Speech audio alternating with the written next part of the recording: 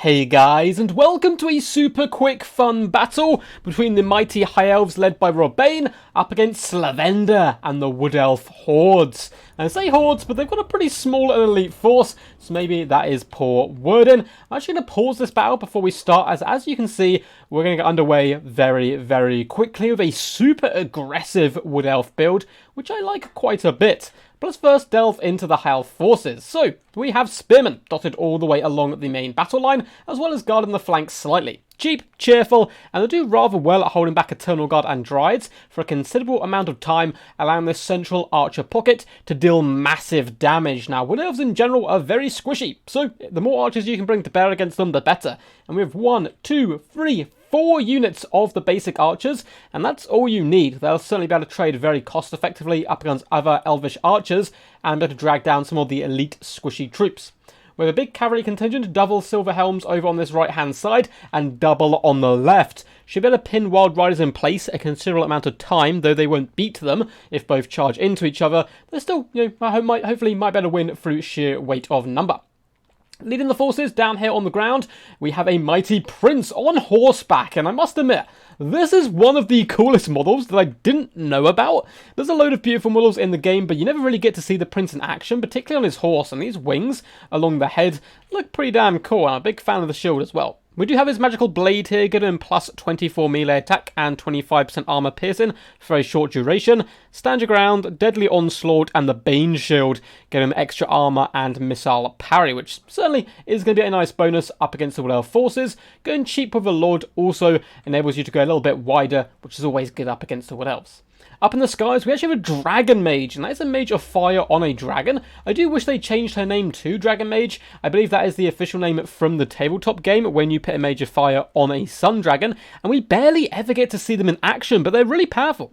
Coming with the Starwood Staff, Book of Hoeth, Burning Head, as well as Fireball. Now, of course, we do have Kindle Flame, the base of the lore attributes from Fire. And it does give a plus 22% weakness to fire damage, which works so well with the Sun Dragon breath attack, as well as the melee attacks of the dragon being fire itself. So it synergizes on its own accord, which is fantastic. Now, the reason I don't think we see the Mage of Fire, or the Dragon Mage as we call it, too often is because normally if you bring a dragon, you want some form of healing as well. Now, for the Wood Elf forces, again, real aggressive, and this is certainly one way you can play against the High Elves. We have Wild Riders on this right-hand flank and double Wild Riders on the left-hand side. Dryades dotted all the way through the front line to bomb rush the enemy, praying that they don't run into Silver and Guard. With Hawk Riders up in the skies, and this Vanguard force will, of course, be led by the King of the Woods, Orion himself, currently doing a little funny little pose, and he's bringing all his buffs, including the Cloak of Isha, which is a must-have. We have some Deepwood Scouts with Swift Shiver Shards on the far side, as well as some Way Watchers close behind Orion. And in the deployment zone, we do have a Spellstone of Life, coming in with Shield of Thorns and Regrowth and a Power Stone, and one lone unit of Glade Guard with a Hagbane tip.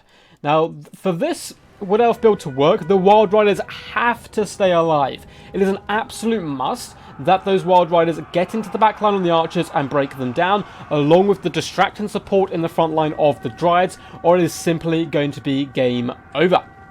The Mighty Mage as well can be pinned in by such units and dragged down. Archers loosen shot after shot at the moment into the Dryads, not really going to be doing too much damage to them, as Silver Helms stream forward, looking to punish the Dryads for Vanguard, and this is going to be some really nice shock damage.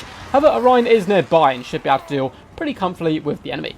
Over on this far side, double Wild Riders do engage with Silver Helms, but this is a disaster! A big fat burning head goes down the line, and just as I said, the Wild Riders need to live. 2 units get deleted off the field for the price of half a unit of Silver Helms. Big breath attack comes in, doing some friendly fire, but mainly damage on the enemy. And within 50 seconds, I think that was, of the game, that could be game over. Those Wild Riders had to stay alive, and they've been dealt with. One unit being shattered, the other being forced away. Now, I never like calling games early, but that was some pretty disgusting work. Luckily for the Wood Elf player, he's got some pretty good micro, and he's forcing these Dryads onto the archers to shut them down. Likewise, Hawk Riders, Wild Riders in the back line shall be clattering in to the lightly armoured Elvish forces, which isn't going to be a good day for them whatsoever. Luckily, though, the Dragon Mage shall return to the fray, pouncing upon the Wild Riders, guaranteeing that charge, and doing some really lovely damage to them. Luckily for the Wood Elves, though, they have Orion. Foe Seeker is popped, and he's going to be charged in with his mighty spear to try to poke down the dragon, and he certainly can do such a thing. Sun dragons in general are pretty squishy, and having a mage on top doesn't make you any more tanky. Prince is doing a decent job pushing back wild riders, shattering them for good as Dryades just clamber onto the spear wall, trying to drag it down. In the distance, Deepwood scouts barely kept alive here by their Waywatcher brethren, who are focus firing down the Silver Helms where possible, and they are now shattered. Another massive burning head comes down the line, roasting both those units of Dryads. Shield of Thorns is active, but all Dryads are now getting caught up on units of Spearmen, and Orion goes toe-to-toe with the Prince, but the Prince is given as good as he gets. Rearing up on his horse, he is still shorter than Orion, but with his mighty blade popped, he's a decent melee combatant. 86 melee attack is certainly no joke, and now he has the support of all his archer friends firing in. It looks like we're going to see a fireball coming from the Mage, Starwood Staff, and Book of Hearth popped. And that fireball does some pretty tasty damage to Orion. Spears are here to support, and that Dragon Mage floats closer towards the danger. Spearmen are now being used to push back the Waywatchers and force wide the Deepwood Scouts. And the dragon swoops from the skies onto the might of Orion, roars in his face, and has come to the aid of his prince. Orion's got a few arrows in his butt, which he's certainly not going to be too happy with. And down he goes to the snapping claws of the mighty Dragon Mage. That was a pretty close game for a brief moment, and then it went very, very badly wrong. Now, I'm a big fan of that Wood Elf build. He's going to be bowing out here with a close victory.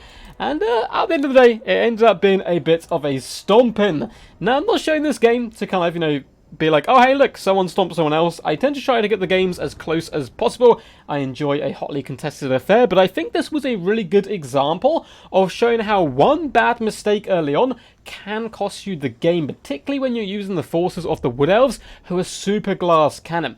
What Slavender needed to do was look at the High Elf force and realise, okay, my most important, my essential units to keep alive right now are those Wild Riders. They can kill everything. If I can isolate Silver Helms with them, they'll do fine. If I can isolate the archers, we're doing great in business. Or if we can rear charge or flank charge those spearmen to help our Dryads push through, we are going to be in for an absolute treat. But what we don't need is a big fat burning head, and I guess he didn't expect the Dragon Mage, which is perfectly understandable.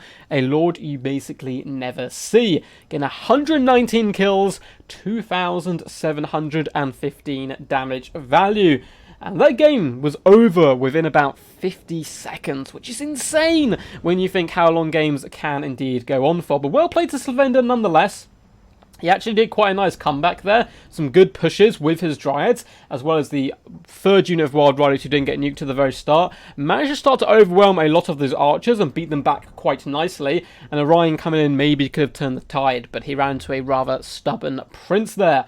Super fun, nice little short game for you there. So we'll go through the damage value, damage stats of everyone in just a second. But if you guys enjoyed this funny little battle, please feel free to leave a big fat thumbs up, subscribe for more Total War Warhammer content, as well as leave a comment down below. I really do enjoy reading them all. Please, again, for the most part of comments, you can be rude to me, but don't be rude to players or other people in the comments section.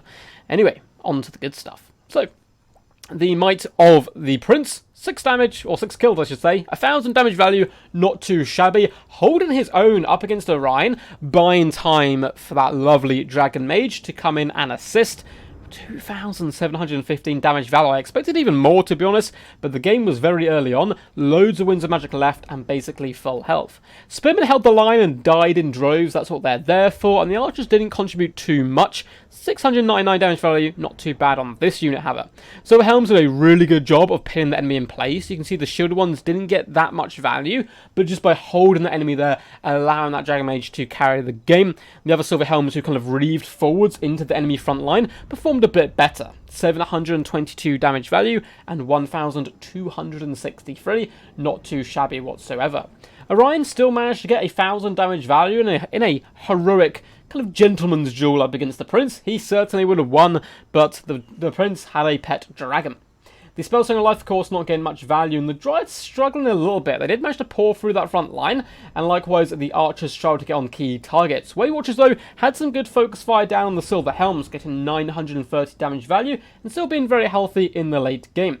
Likewise, the Deepwood Scouts, not too bad, 600 value themselves. Unfortunately, the battle was lost early on, with the Wild Riders going down. The best unit getting 540 damage value, but the others 32 and 282.